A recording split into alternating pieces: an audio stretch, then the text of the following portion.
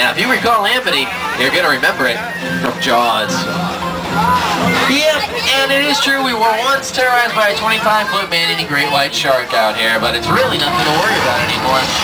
In fact, as we enter into Amity Island, well, think about it.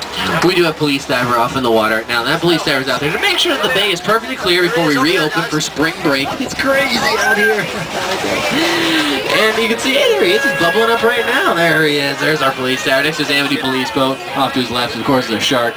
Then there's the marine supply store, but there's a shark.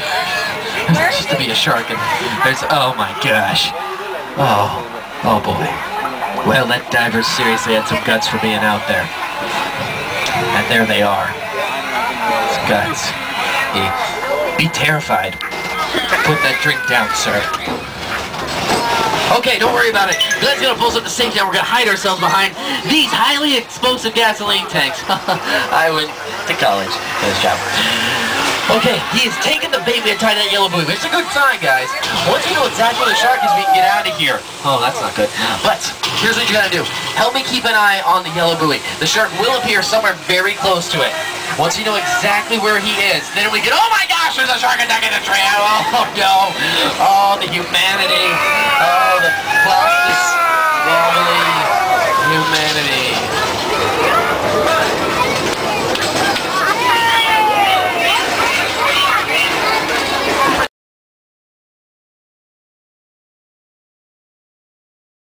ABC's Desperate Housewives. That's right, it's the town of Fairview that we've just entered into, and we're about to take you right down Wisteria Lane from the series.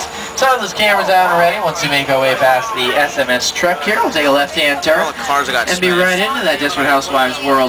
Now I'm going to start your tour off on the left-hand side, and then we'll make our way back around to the court, and I'll show you the right-hand side. Now the first house you see on your left, we don't quite often use in Desperate Housewives, but the next one we certainly do use all the time. It's a yellow house with columns out front, and that is Gabrielle's home, played by Ava Longoria in the series. She's got a rather nice lawn. She's got a rather nice garden there for a while too, I guess. This is my favorite. I love it. Next door to her lived Alfred Blizzard in season 2, and next door once again at the other yellow house on your left. That would be Terry Hatcher's home, Susan in the series.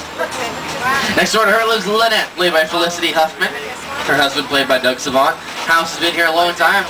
Dates all way back to Bedtime for Bonzo with Ronald Reagan. Now, the houses you see around you aren't houses.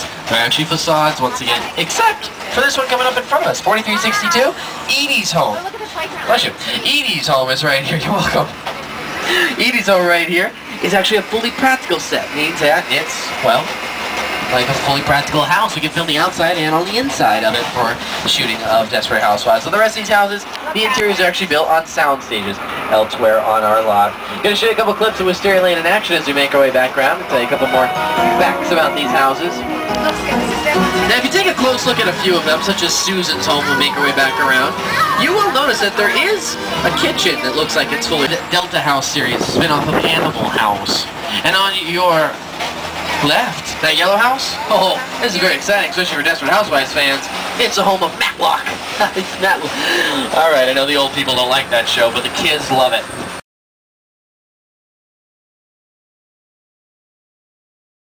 That we faced on How the Grinch Stole Christmas was to bring the storybook world of Dr. Seuss to life. Some of the most talented artists in Hollywood worked for months to create a living, breathing Whoville. When it was all done, they had built an entire city. And the fantasy world of Dr. Seuss became a reality. Sure did. Dr. Seuss's How the Grinch Stole Christmas, directed by Ron Howard, was one of the largest productions to ever take place here on the Universal backlot. It took up 10 sound stages, huge portions of our backlot. We used enough artificial snow, to give you an idea of how big of a scale we filmed on, enough artificial snow to fill 9 football fields. Jesus. Of course, living next door to a Grinch is a bit of a nightmare for a Who, but when you also had to live on our backlot, it got worse, because you also live next door to a Psycho. Hell, and the original, one of the most historic standing sets in all of Hollywood, the original Psycho house from Alfred Hitchcock's Psycho, starring Anthony Perkins and Janet Leigh. It's been abandoned for... Did you see that? I did. Did you guys just see a guy walk into...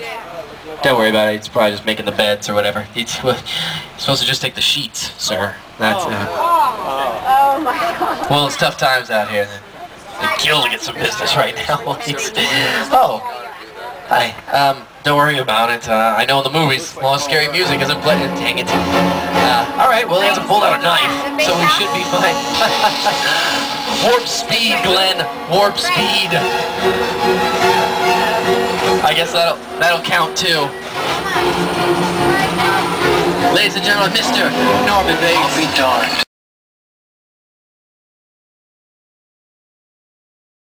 Created in all of Hollywood. Because folks, this is the colossal crash site from Steven Spielberg's War of the Worlds. Have those cameras out and ready. When the tram comes to a full and complete stop, you may stand to grab a few photos, and please do not stand until the tram has come to a full and complete stop.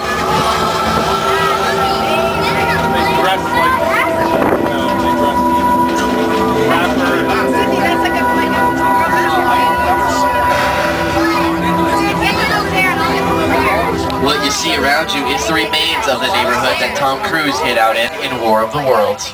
And off to your left-hand side, that's an actual real Boeing 747 that we destroyed all for the sole purpose of this one spectacular scene in the movie.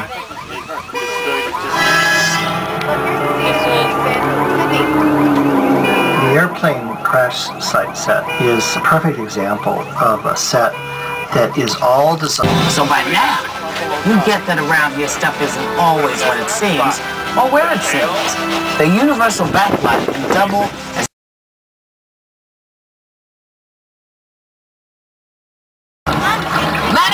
Well, that is where we have certainly arrived. It is known as Falls Lake, and it can be any body of water, any ocean we want it to be in the world. How do we do that? Well, originally we built it for Jaws the Revenge. It's very simple. All you have to do is fill up the concrete basin with water, like a giant swimming pool, really, and then paint some clouds on the blue backdrop. Get a good tight camera angle, and there you are. Any body of water you need it to be in the world. Taught Jim Carrey to walk on water and Bruce Almighty out there. Even George Clooney took a dip with his buddy.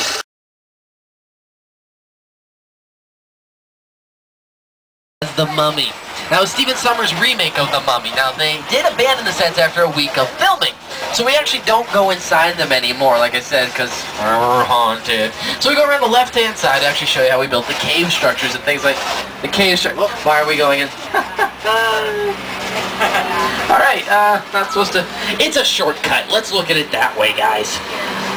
Well, once again, hopefully this will work, but as long as you get through here nice and quiet, no ominous music, we should be perfectly fine. I shouldn't say things like that.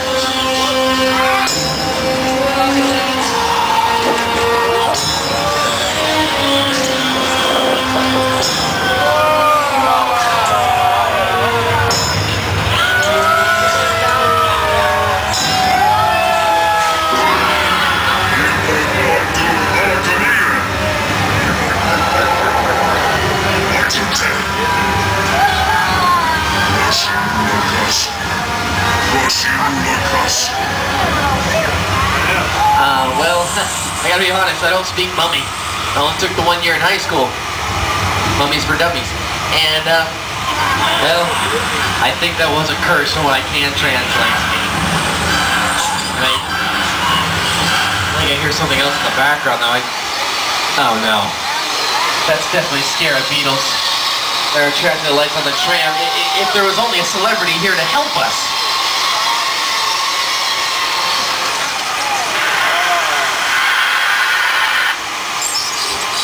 not good. Oh, no kidding. Oh no, there's something on my leg. What is that?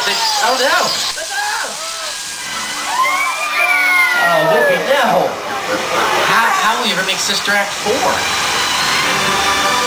Wow, well congratulations folks, it looks like you're all okay, I'm fine. What? Something on my face? Why are you looking at me so weird? I'm kidding, that would never happen. I exfoliate. It's good skincare.